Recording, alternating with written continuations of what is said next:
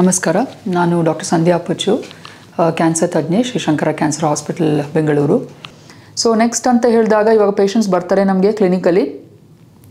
ಅವ್ರು ಹೇಳ್ತಾರೆ, ಇವಾಗ ನನಗೆ ಈ ಥರ ಕ್ಯಾನ್ಸರ್ ಅಂತ ಹೇಳ್ತಿದ್ದೀರಾ, ನನಗೆ ನೀವು 1 ವರ್ಷ ಟ್ರೀಟ್ಮೆಂಟ್ ತೊಗೊಳ್ಳಿ ಅಂತ ಹೇಳ್ತಿದ್ದಾರೆ.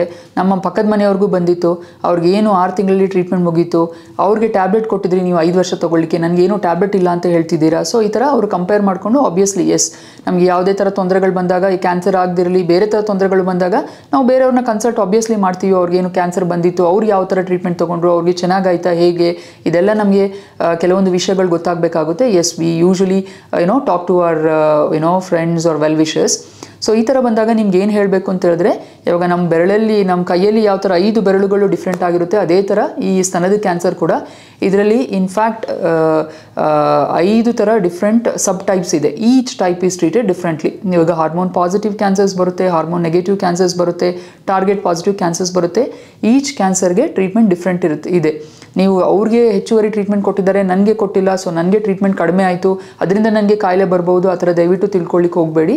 ಸೊ ಅಗೇನ್ ಈ ಕ್ಯಾನ್ಸರ್ದು ಏನು ಎಕ್ಸ್ಪರ್ಟ್ ಟ್ರೀಟ್ಮೆಂಟ್ ಇರುತ್ತೆ, that expert oncologist will decide. ನಿಮ್ಮ ಬಯಾಪ್ಸಿ ರಿಪೋರ್ಟು, ಸ್ಟೇಜು, ಅದ್ರ ಮೇಲೆಲ್ಲ ದೇ ವಿಲ್ ಡಿಸೈಡ್ ನಿಮಗೆ ಎಷ್ಟು ಟ್ರೀಟ್ಮೆಂಟ್ ಕೊಡಬೇಕು, ಬರೀ ಕೀಮೊಥೆರಪಿ ಕೊಡಬೇಕಾ, ಇಲ್ಲ ಕೀಮೊಥೆರಪಿ ಬೇಡವಾ, ಬರೀ ಟ್ಯಾಬ್ಲೆಟ್ಸ್ ಬೇಕಾಗುತ್ತಾ, ಆ ಥರ ಎಲ್ಲ ಅವರು ನಿಮಗೆ ಡೆಸಿಷನ್ಸ್ ಕೊಡ್ತಾರೆ.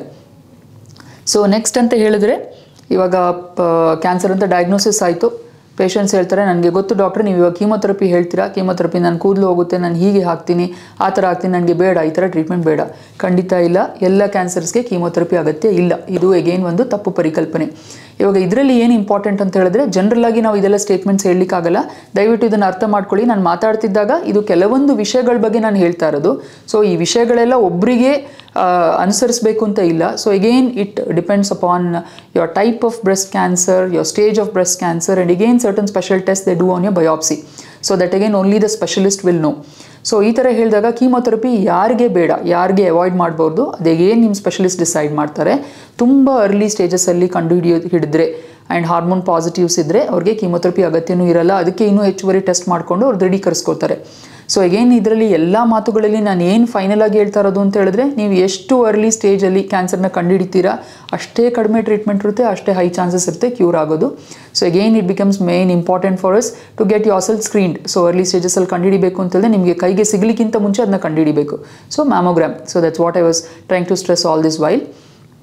ಸೊ ನೆಕ್ಸ್ಟ್ ಇನ್ನೊಂದು ಪರಿಕಲ್ಪನೆ, ಸೊ ಕೆಲವೊಂದು ಪೇಷಂಟ್ಸ್ಗಳು ಹೇಳ್ತಾರೆ, ನಾವು ಇವಾಗ ಸ್ವೆಟ್ ಆಗೋದಕ್ಕೆ ಕೆಲವೊಂದು ಡಿಯೋಡ್ರೆಂಟ್ಸು, ಆ್ಯಂಟಿಪರ್ಸ್ಪಿರೆಂಟ್ಸು ಅಂಥದ್ದೆಲ್ಲ ಯೂಸ್ ಮಾಡ್ತೀವಿ, ಸ್ಪ್ರೇಸ್ ಯೂಸ್ ಮಾಡ್ಕೊಳ್ತೀವಿ ಆರ್ಮ್ ಪಿಟ್ಗೆ, ಅದರಿಂದ ಬರುತ್ತಾ ಅಂತ ಹೇಳಿ. ಖಂಡಿತ ಇಲ್ಲ. It is not proven that these chemicals in the long run can cause cancer. So that is not it.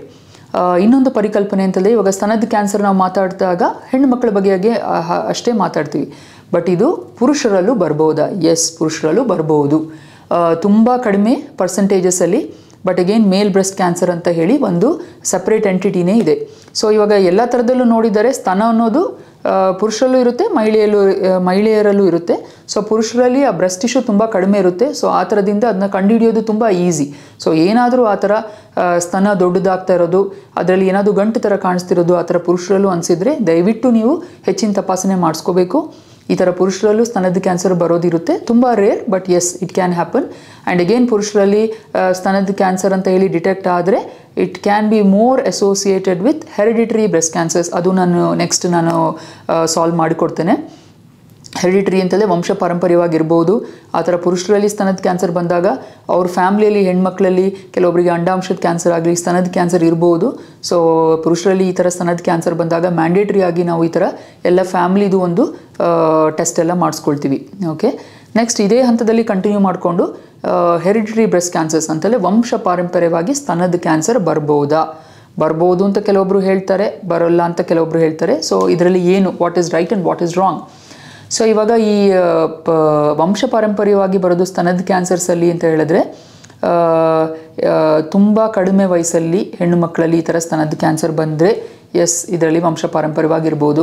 Multiple family histories ಇದ್ದರೆ, ಇವಾಗ ನಮ್ಮ ದಾಯಾದಿಗಳಿಗಾಗಲಿ, ನಮ್ಮ up to first and second generations ತೊಗೊಳ್ತೀವಿ, ಅವರಲ್ಲಿ ತುಂಬ ಜನರಿಗೆ ಈ ಥರ ಸ್ತನದ ಕ್ಯಾನ್ಸರ್ ಆಗಲಿ, ಅಂಡಾಂಶದ ಕ್ಯಾನ್ಸರ್ ಆಗಲಿ, ಪ್ರಾಸ್ಟೇಟ್ ಕ್ಯಾನ್ಸರ್ ಆಗಲಿ, ಪ್ಯಾನ್ಕ್ರಿಯಾಟಿಕ್ ಕ್ಯಾನ್ಸರ್ ಆಗಲಿ, ಈ ಥರ ಮಲ್ಟಿಪಲ್ ಫ್ಯಾಮಿಲಿ ಮೆಂಬರ್ಸ್ಗೆ ಈ ಥರ ಕ್ಯಾನ್ಸರ್ಸ್ ಎಫೆಕ್ಟ್ ಆಗಿದ್ದರೆ ಇದು ವಂಶ ಪಾರಂಪರ್ಯವಾಗಿ ಇರಬಹುದು. ಇದನ್ನು ಕಂಡುಹಿಡಿಬಹುದಾ? ಹೌದು, ಖಂಡಿತವಾಗಿ ಕಂಡುಹಿಡಿಬಹುದು. ಇವಾಗ ಆಧುನಿಕ ವಿಧಾನಗಳಿದೆ. It is just a simple blood test. ಯಾರಿಗೆ ಎಫೆಕ್ಟ್ ಆಗಿದೆ ಆ ಪೇಷಂಟ್ದು ನಾವು ರಕ್ತ ಪರೀಕ್ಷೆ ಮಾಡಿಸ್ಕೊಳ್ತೀವಿ. ಅದರಲ್ಲಿ ನಮಗೆ ಗೊತ್ತಾಗುತ್ತೆ ಈ ಕ್ಯಾನ್ಸರ್ ಇವರಿಗೆ ಹೆರಿಡಿಟ್ರಿ ಅಂತಂದರೆ ಯಾವುದಾದ್ರೂ ಒಂದು ಅಬ್ನಾರ್ಮಲ್ ಜೀನ್ ಚೇಂಜಸ್ಸಿಂದ ಬಂದಿದೆಯಾ ಅಂಥೇಳಿ.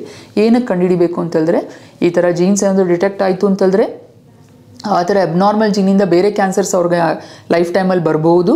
ಸೊ ಆ ಥರ ಬಂದಾಗ ಆ ಥರ ನಮಗೆ ರಿಸಲ್ಟ್ಸ್ ಬಂದಾಗ ಮತ್ತು ಆ ಥರ ಕ್ಯಾನ್ಸರ್ಸ್ಗೆ ನಾವು ಯಾವ ಥರದಲ್ಲಿ ಅವ್ರನ್ನ ಸ್ಕ್ರೀನ್ ಮಾಡಿಕೊಂಡು ಪ್ರಿಪೇರ್ ಮಾಡ್ಕೋಬೇಕು ಅದೊಂದು ಇನ್ಫಾರ್ಮೇಷನ್ ನಮಗೆ ಸಿಗುತ್ತೆ. ಆ್ಯಂಡ್ ಫ್ಯಾಮಿಲಿ ಮೆಂಬರ್ಸ್ನ ನಾವು ಟೆಸ್ಟಿಂಗ್ ಮಾಡ್ಕೋಬೇಕಾಗುತ್ತೆ. ಯಾರಿಗೆ ಆ ಥರ ನಾವು ಹೆರಿಡಿಟ್ರಿ ಕ್ಯಾನ್ಸರ್ ಪಾಸಿಟಿವ್ ಟೆಸ್ಟ್ ಅಂತ ಹೇಳ್ತೀವಿ, ಅವ್ರದ್ದು ಸಿಸ್ಟರ್ಸ್ ಬ್ರದರ್ಸ್ ಆಗಲಿ, ಅಣ್ಣ ತಮ್ಮಂದಿರಾಗಲಿ, ಅಕ್ಕ ತಂಗಂದಿರಾಗಲಿ, ಅವ್ರ ತಂದೆ ತಾಯಂದಿರಾಗಲಿ, ಅವ್ರ ಮಕ್ಕಳಲ್ಲಿ ಇಷ್ಟರಲ್ಲಿ ನಾವು ಆ ಬ್ಲಡ್ ಟೆಸ್ಟ್ ಮಾಡಿ ಮತ್ತು ಅವರಲ್ಲಿ ಏನಾದರೂ ಈ ಥರ ಇನ್ಫಾರ್ಮೇಷನ್ ಇದೆಯಾ, ಅವ್ರಿಗೇನಾದರೂ ನಾವು ತುಂಬ ಅರ್ಲಿ ಏಜಸ್ಸಿಂದ ಫಾಲೋ ಅಪ್ ಮಾಡ್ಕೊಂಡು ಈ ಥರ ಕ್ಯಾನ್ಸರ್ ಬರದೇ ಇರೋ ಥರ ಕೆಲವೊಂದು ಸ್ಕ್ರೀನಿಂಗ್ ಪ್ರೋಗ್ರಾಮ್ಸ್ ಆಗಲಿ ಇಲ್ಲ ಕೆಲವೊಂದು ಸರ್ಜರೀಸು ಬಂದಿದೆ. ಕೆಲವೊಂದು ಅಂಗಗಳನ್ನು ನಾವು ಸೇಫಾಗಿ ತೆಗೆದು ಆ ಥರ ಕ್ಯಾನ್ಸರ್ ಬರ್ದಂಗೆನೂ ನೋಡ್ಕೋಬಹುದು. ಅದೆಲ್ಲ ಅದ್ರ ಬಗ್ಗೆ ಅಡ್ವೈಸ್ ಕೊಡ್ತೇವೆ. ಸೊ ಇದೇ ಥರ ಟೆಸ್ಟ್ ಬಂದಾಗ ಕೆಲವೊಬ್ಬರಲ್ಲಿ ಫ್ಯಾಮಿಲಿ ಮೆಂಬರ್ಸಲ್ಲಿ ಆ ಥರ ಜೀನ್ ಪ್ರಾಬ್ಲಮ್ ಇದೆ ಅಂತ ರಿಪೋರ್ಟ್ ಬರ್ಬೋದು. ಬಟ್ ಆ ಥರ ಬಂದಾಗ ನೀವು ದಯವಿಟ್ಟು ಆ್ಯಂಕ್ಷಿಯಸ್ ಆಗಬೇಡಿ. ಇಟ್ ಈಸ್ ನಾಟ್ ದಟ್ ಆ ಥರ ಜೀನ್ ಪಾಸಿಟಿವ್ ಇದೆ ಅಂತಂದರೆ ನಿಮಗೆ 100% ಲೈಫ್ ಟೈಮ್ ರಿಸ್ಕ್ ಇದೆ ಈ ಥರ ಕ್ಯಾನ್ಸರ್ಸ್ ಬರೋದು ಅಂತ ಇರಲ್ಲ. There is a calculated risk. ಅದನ್ನು ಎಗೇನ್ ನಾವು ಕೆಲವೊಂದು ಮಾಡೆಲ್ಸ್ ಹಾಕಿ ನಿಮಗೆ ಕ್ಯಾಲ್ಕುಲೇಟ್ ಮಾಡಿ ಕೊಡ್ತೇವೆ. ಆ್ಯಂಡ್ ಎಗೇನ್ ಅದ್ರ ಮೇಲೆ ನಾವು ನಿಮಗೆ ಹೇಳ್ತೇವೆ ಈ ಥರ ಬರೋ ಚಾನ್ಸಸ್ ಇರುತ್ತೆ. ಸೊ ಅದಕ್ಕೆ ಏನು ಮಾಡಬೇಕು ಅಂತ ಹೇಳಿ. ಸೊ ಕೆಲವೊಬ್ರು ಈ ಥರ ಟೆಸ್ಟ್ಗಳು ಮಾಡ್ಕೊಳ್ಳಿಕ್ಕೆ ಹೆದರ್ತಾರೆ. ಒಂದು ಟೆಸ್ಟ್ ಪಾಸಿಟಿವ್ ಬಂದು ಏನಕ್ಕೆ ಆಂಗ್ಸೈಟಿ ಲೆವೆಲ್ಸ್ ಅಂತ ಹೇಳಿ ಆ್ಯಂಡ್ ಏನಾಗುತ್ತೆ ನೆಕ್ಸ್ಟ್ ಏನಾಗುತ್ತೆ ಆ ಥರದೆಲ್ಲ ಹೆದರ್ಕೋತಾರೆ. ದಯವಿಟ್ಟು ಹೆದರ್ಕೊಳ್ಳಿಕ್ಕೆ ಹೋಗಬೇಡಿ.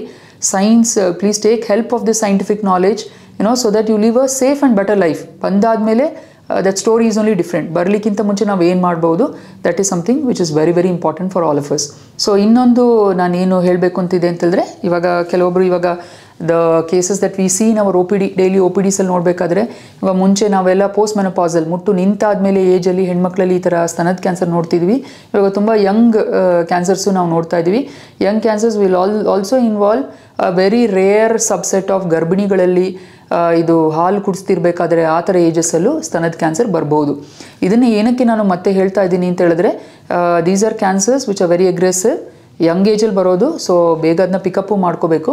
ಆ್ಯಂಡ್ ಯೂಶ್ವಲಿ ಗರ್ಭಿಣಿಯರಲ್ಲಿ ಇಲ್ಲ ಹಾಲು ಕುಡಿಸ್ಬೇಕಾದ್ರೆ ಕೆಲವೊಂದು ಸ್ತನದಲ್ಲಿ ಫಿಸಿಯೋಲಾಜಿಕಲಿ ಚೇಂಜಸ್ ಆಗ್ತಿರುತ್ತೆ. ಸೊ ಕಂಡುಹಿಡಿಯೋದು ತುಂಬ ಕಷ್ಟ. ಸೊ ಆ ಥರ ಏನಾದರೂ ನಿಮಗೆ ಅಬ್ನಾರ್ಮಲ್ ಸ್ವೆಲ್ಲಿಂಗ್ಸ್ ಬಂತು ಅಂತಂದರೆ ದಯವಿಟ್ಟು ಚೆಕಪ್ ಮಾಡಿಸ್ಕೊಳ್ಳಿ. ಇದು ಹಾಲಿನ ಗಂಟಿರ್ಬೋದು ಇಲ್ಲ ಬೇರೆ ಥರ ಇರ್ಬೋದು ಅಂತೇಳಿ ನೆಗ್ಲೆಕ್ಟ್ ಮಾಡ್ಲಿಕ್ಕೆ ಹೋಗಬೇಡಿ. ಆ್ಯಂಡ್ ಒನ್ಸ್ ನೀವು ತಪಾಸಣೆ ಮಾಡ್ಕೊಂಡ್ಮೇಲೆ ಅದಿಲ್ಲ ಇದು ಕ್ಯಾನ್ಸರಸ್ ಅಲ್ಲ, ಮೋಸ್ಟ್ ಆಫ್ ದ ಟೈಮ್ಸ್ ಅದು ಕ್ಯಾನ್ಸರಸ್ ಆಗಿಲ್ಲ, ಆ ಥರ ಕ್ಯಾನ್ಸರಸ್ ಅಲ್ಲ ಅಂತ ಬಂತು ಅಂತ ಹೇಳಿದ್ರೆ again will be relieved of it. Okay, so ಇದೆಲ್ಲ ನನಗೆ ನಿಮ್ಮಲ್ಲಿ ಸ್ವಲ್ಪ ಕ್ಲಾರಿಟಿ ಕೊಡಬೇಕಾಗಿತ್ತು. ಇದೆಲ್ಲ ತಪ್ಪು ಪರಿಕಲ್ಪನೆನ ನಾವು ಯಾವಾಗ ಸರಿ ಮಾಡಿಸ್ಕೋತೀವಿ ಅಲ್ಲಿಗೆ we are also little stress free and ನಮಗೆ ಇನ್ಫಾರ್ಮೇಷನ್ ತಗೊಳ್ಳಿಕ್ಕೂ ಅದನ್ನು ಡಾಕ್ಟ್ರ್ ಹತ್ರ ಹೋಗಿ ಮಾತಾಡಲಿಕ್ಕೂ ಈಸಿ ಆಗುತ್ತೆ. ಸೊ ಇನ್ನೊಂದು ತಪ್ಪು ಪರಿಕಲ್ಪನೆ ಅಂತ ಹೇಳಿದರೆ ಇವಾಗ ನಮ್ಮ ಟ್ರೀಟ್ಮೆಂಟ್ ಮುಗೀತು, ಅಲ್ಲಿಗೆ ಎಲ್ಲ ಮುಗೀತು ಅಂತ ಹೇಳಿ. ಸೊ ಯೂಶ್ವಲಿ ಕೆಲವೊಂದು ಟ್ರೀಟ್ಮೆಂಟ್ಗಳಲ್ಲಿ ಅಂತ ಹೇಳಿದ್ರೆ ಒಂದು ಆಪ್ರೇಷನ್ ಇರುತ್ತೆ, ಕೆಲವೊಬ್ಬರಿಗೆ ಕೀಮೋಥೆರಪಿ ಇಂಜೆಕ್ಷನ್ಸ್ ಕೊಡ್ತೀವಿ, ಕೆಲವೊಬ್ಬರಿಗೆ ರೇಡಿಯೇಷನ್ ಕಿರಣ ಥೆರಪಿ ಆ ಥರ ಟ್ರೀಟ್ಮೆಂಟ್ ಇರುತ್ತೆ, ಕೆಲವೊಬ್ಬರಿಗೆ ಟ್ಯಾಬ್ಲೆಟ್ಸು ಕಂಟಿನ್ಯೂಷನ್ ಟ್ಯಾಬ್ಲೆಟ್ಸ್ ಕೊಡ್ತೀವಿ. ಎಸ್, ಇದೆಲ್ಲ ದ ಮೋಸ್ಟ್ ಆ್ಯಕ್ಟಿವ್ ಟ್ರೀಟ್ಮೆಂಟ್ ಇದೆಲ್ಲ ಇನ್ವಾಲ್ವ್ ಆಗಿರುತ್ತೆ. It will take around 6 to 7 months for you to complete the treatment. But treatment ಮುಗೀತು ಅಂತ ಹೇಳಿದ್ರೆ ಅಲ್ಲಿಗೆ ಮುಗೀತು ಅಂತ ಇರಲ್ಲ. ನೀವು ಹೇಗೇನು ನಿಮ್ಮ ವೈದ್ಯರು ಯಾವ ಥರ ಹೇಳಿದ್ದಾರೆ ಆ ಥರ ಕರೆಕ್ಟ್ ಟೈಮ್ಗೆ ತಪಾಸಣೆಗೆ ಬರಬೇಕು. ಏಕೆಂದರೆ ಸ್ಟೇಜಸ್ ಮೇಲೆ ಕೆಲವೊಬ್ಬರಿಗೆ ಚಾನ್ಸಸ್ ಇರುತ್ತೆ ಇದರಲ್ಲಿ ವಾಪಸ್ ಬರುತ್ತೆ ಅಂತೇಳಿ ನಿಮ್ಮನ್ನ ಹೆದರಿಸಲಿಕ್ಕೆ ಹೇಳ್ತಿಲ್ಲ. ನಮ್ಮ ಹೆಲ್ತ್ ಚೆನ್ನಾಗಿದೆ ಅಂತ ಹೇಳಿ ಗೊತ್ತಾಗೋದು ಒಂದು ಸಂತೋಷದ ವಿಷಯ. ಇವಾಗ ಬಂದು ಟೆಸ್ಟ್ ಮಾಡಿಸ್ಕೊಂಡ್ವಿ, ಡಾಕ್ಟ್ರು ಎಲ್ಲ ಓಕೆ ಅಂತ ಹೇಳಿದ್ರು, that itself will give you some positivity for the next another 3 months 6 months next checkup ಯಾವಾಗ ಹೇಳಿದ್ದಾರೆ ಆ ಥರ. ಆ್ಯಂಡ್ ಎಗೇನ್ ಇನ್ ದ್ಯಾಟ್ ನಿಮಗೆ ನಾವು ಇಯರ್ಲಿ ಒನ್ಸ್ ಸ್ಕ್ಯಾನಿಂಗ್ ಎಲ್ಲ ಮಾಡಿಸ್ಕೊಳ್ತಿರ್ತೀವಿ. ಎಗೇನ್ ಸ್ತನದ ಸ್ಕ್ಯಾನಿಂಗ್ ಈ ಮ್ಯಾಮೋಗ್ರಫಿ ಮ್ಯಾಂಡೇಟ್ರಿ ಆಗಿ ಟ್ರೀಟ್ಮೆಂಟ್ ಮಾಡಿರೋರಿಗೆ ನಾವು ಇಯರ್ಲಿ ಒನ್ಸ್ ಮಾಡಿಸ್ಬೇಕಾಗುತ್ತೆ. ಇನ್ನು ಕೆಲವೊಂದು ಬೇರೆ ಕಡೆ ಏನಾದರೂ ತೊಂದರೆ ಆಗಿದೆಯಾ ಅಂತ ನೋಡಲಿಕ್ಕೆ ಹೊಟ್ಟೆ ಸ್ಕ್ಯಾನಿಂಗ್ ಆಗಿರ್ಬೋದು, ಎದೆದು ಚೆಸ್ಟ್ದು ಎಕ್ಸ್ರೇ ಆಗಿರ್ಬೋದು, ಶ್ವಾಸಕೋಶದ ಎಕ್ಸ್ರೇ ಆಗಿರ್ಬೋದು, ಇದೆಲ್ಲ ರೆಕಮೆಂಡೇಷನ್ಸ್ ಇರುತ್ತೆ. ಕೆಲವೊಂದು ಬ್ಲಡ್ ಟೆಸ್ಟ್ ಇರುತ್ತೆ, ಅದನ್ನೆಲ್ಲ ನಾವು ಮಾಡಿ ನಿಮ್ಮನ್ನ ಚೆಕಪ್ ಮಾಡಿ ಎಲ್ಲ ಓಕೆ ಇದೆ ಅಂತೇಳಿ ಕಳಿಸ್ಕೊಡ್ಲಿಕ್ಕೆ ನೀವು ಖಂಡಿತವಾಗಿ ಡಾಕ್ಟರ್ಸ್ ಯಾವ ಥರ ಹೇಳಿದ್ದಾರೆ ಆ ಥರ ಫಾಲೋಅಪ್ಸಲ್ಲಿ ಇರಬೇಕು. ಇವಾಗ ಫಾಲೋಅಪ್ಸಲ್ಲಿ ನೀವು ಕೆಲವೊಂದು ವಿಧಾನಗಳು ಅಂತ ಹೇಳಿದ್ರೆ ಇವಾಗ ನೀವು ಇಂಟರ್ನೆಟ್ಟಲ್ಲೆಲ್ಲ ನೋಡಿರ್ತೀರಾ, ಸೆಲ್ಫ್ ಬ್ರೆಸ್ಟ್ ಎಕ್ಸಾಮಿನೇಷನ್ ವೀಡಿಯೋಸ್ ಇರುತ್ತೆ. ನಿಮ್ಮ ಸ್ತನವನ್ನು ನೀವೇ ಪರೀಕ್ಷಿಸಿಕೊಳ್ಳುವಂಥ ವಿಧಾನಗಳು ಕೊಟ್ಟಿರ್ತಾರೆ. ಆ ಥರದಲ್ಲೂ ನೀವು ತಿಂಗಳಿಗೊಂದ್ಸತಿ ನಿಮ್ಮ ಸ್ತನನ ಪರೀಕ್ಷೆ ಮಾಡ್ಕೋಬೋದು. ನಿಮ್ಗೆ ಏನಾದರೂ ಅಬ್ನಾರ್ಮಲ್ ಆಗಿ ಕಾಣಿಸ್ತಿದೆ, ಏನೋ ಸರಿ ಕಾಣಿಸ್ತಿಲ್ಲ, ಆಪರೇಷನ್ ಮಾಡಿರೋ ಸ್ತನದಲ್ಲಿ ಆಗಿರ್ಬೋದು, ಇಲ್ಲ ಅಪೋಸಿಟ್ ಸ್ತನದಲ್ಲಿ ಆಗಿರ್ಬೋದು, ದಯವಿಟ್ಟು ವೈದ್ಯರನ್ನು ಇಮಿಡಿಯೇಟಾಗಿ ಭೇಟಿ ಮಾಡಿ. ಆ್ಯಂಡ್ ಅದೇ ಥರ ಇನ್ಫಾರ್ಮೇಷನ್ ನೀವು ನಿಮ್ಮ ನೇಬರ್ಸ್ಗಾಗಲಿ ಫ್ರೆಂಡ್ಸ್ಗಾಗಲಿ ಹಂಚ್ತಾ ಇರಬೇಕು. Because education is something that you can always lend to the other. Okay, so doctors ಹೇಳಿರೋ ಥರ ನೀವು ತಪಾಸಣೆಗಂತೂ ಬರಬೇಕಾಗುತ್ತೆ. ಆ್ಯಸ್ ದ ಇಯರ್ ಪ್ರೋಗ್ರೆಸಸ್, ಇವಾಗ ಫಸ್ಟ್ ಇಯರ್ ಆಗಿರ್ಬೋದು, ಸೆಕೆಂಡ್ ಇಯರ್ ಆಗಿರ್ಬೋದು, 5 ವರ್ಷ ಆಗಿರ್ಬೋದು, ನಾವು ಈ ವಿಗರಸ್ ಚೆಕಪ್ಸ್ ಎಲ್ಲ 5 ಇಯರ್ಸ್ ತನಕ ಹೇಳ್ತೀವಿ. 5 ವರ್ಷ ಆದಮೇಲೆ ಕ್ಯಾನ್ಸರ್ಸ್ಗಳು ಬರುವಂಥ ಚಾನ್ಸಸ್ ತುಂಬ ಕಡಿಮೆ ಇರುತ್ತೆ. ಆ್ಯಂಡ್ ಅಗೇನ್ ನಾವು ಫಾಲೋಅಪ್ಸ್ 10 ಇಯರ್ಸ್ ತನಕನೂ ಕೆಲವೊಂದು ಕೇಸ್ಗಳಿಗೆ ಹೇಳಿರ್ತೀವಿ. ಅದೇ ಥರ ಫಾಲೋಅಪ್ ಮಾಡ್ಕೊಳ್ಳಿ. ಕೆಲವೊಬ್ಬರಿಗೆ ಟ್ಯಾಬ್ಲೆಟ್ಸ್, ಈ ಹಾರ್ಮೋನ್ ಥೆರಪಿ ಟ್ಯಾಬ್ಲೆಟ್ಸ್ ಅಂತ ಹೇಳಿರ್ತಾರೆ, ಅದನ್ನು ಖಂಡಿತವಾಗಿ ನೀವು ಅವ್ರು ಎಷ್ಟು ವರ್ಷ ಹೇಳಿರ್ತಾರೆ, 5 ವರ್ಷನ 7 ವರ್ಷನ 10 ವರ್ಷನ ಆ ಥರ ಖಂಡಿತವಾಗಿ ತೊಗೋಬೇಕಾಗುತ್ತೆ. ಅದರಿಂದ ಏನಾದರೂ ನಿಮಗೆ ಪ್ರಾಬ್ಲಮ್ಸ್ ಬಂತು, ನಿಮ್ಮ ಡಾಕ್ಟರ್ಸ್ನ ಮೀಟ್ ಮಾಡಿಕೊಂಡು ಇದು ಮಾತ್ರೆಗಳಿಂದಲ್ಲ ಬೇರೆ ಥರದಿಂದ ಸೈಡ್ ಎಫೆಕ್ಟ್ಸ್ ಅದೆಲ್ಲ ಬಗೆಹರಿಸ್ಕೋಬೇಕು. ಸೊ ನೆಕ್ಸ್ಟ್ ಅಂತ ಹೇಳಿದ್ರೆ ನಾವು ಇವಾಗ ಸ್ತನದ ಕ್ಯಾನ್ಸರ್ ಬಗ್ಗೆ ಹೇಳಬೇಕು ಅಂತ ಹೇಳಿದ್ರೆ ದೇರ್ ಆರ್ ಸರ್ಟನ್ ರಿಸ್ಕ್ ಫ್ಯಾಕ್ಟರ್ಸಲ್ಲಿ ನಾವು ಏನು ಹೇಳ್ತೀವಿ, ಮಾಡಿಫೈಯಬಲ್ ರಿಸ್ಕ್ ಫ್ಯಾಕ್ಟರ್ಸ್ ಅಂತ ಹೇಳ್ತೀವಿ, ನಾನ್ ಮಾಡಿಫೈಯಬಲ್ ಅಂತ ಹೇಳಿದ್ರೆ ನಾವು ಏನಾದರೂ ನಮ್ಮ ಪರಿವರ್ತನೆ ಮಾಡಿಕೊಂಡು ಈ ಥರ ಸ್ತನದ ಕ್ಯಾನ್ಸರ್ನ ಪ್ರಿವೆಂಟ್ ಮಾಡ್ಕೋಬಹುದಾ. ಕೆಲವೊಂದು ಇದೆ ಇದರಲ್ಲಿ. ಮೇನ್ ಇರೋದು ಲೈಫ್ ಸ್ಟೈಲ್, ಆಯಿತಾ. ಸೊ ಎಲ್ಲ ಕಾಯಿಲೆಗಳಿಗೂ ಇವಾಗ ಒಂದೇ ಮದ್ದು, ಅದು life style. So life style modification, fitness ಇರಬೇಕು, ಒಂದು ಎಕ್ಸಸೈಸ್ ಶೆಡ್ಯೂಲ್ ಇರಬೇಕು, ಆಹಾರದಲ್ಲಿ ಮಿತಿ ಇರಬೇಕು, ಅದರಲ್ಲಿ ಕಂಟ್ರೋಲ್ ಇರಬೇಕು. ಇದನ್ನೆಲ್ಲ ನಾವು ನೋಡಿಕೊಂಡು ಒಂದು ಹೋಲಿಸ್ಟಿಕ್ ಲೈಫ್ ಸ್ಟೈಲ್ ಲೀಡ್ ಮಾಡಬೇಕು. ಇದು ಕ್ಯಾನ್ಸರ್ ಬರದೇ ಇರೋದಕ್ಕೆ ತಡಿಲಿಕ್ಕಾದರೂ, ಇಲ್ಲ ಕ್ಯಾನ್ಸರ್ ಬಂದವ್ರಿಗೆ ಮತ್ತೆ ಕ್ಯಾನ್ಸರ್ ವಾಪಸ್ ಬರೋದಂಗೆ ನೋಡ್ಕೊಳ್ಳಿಕ್ಕಾದರೂ, ಟು ಪ್ರಿವೆಂಟ್ ರಿಕರೆನ್ಸಸ್ ಆಲ್ಸೋ ಈ ಥರ ಲೈಫ್ ಸ್ಟೈಲ್ ಮಾಡಿಫಿಕೇಷನ್ ತುಂಬ ಇಂಪಾರ್ಟೆಂಟ್ ಆಗುತ್ತೆ.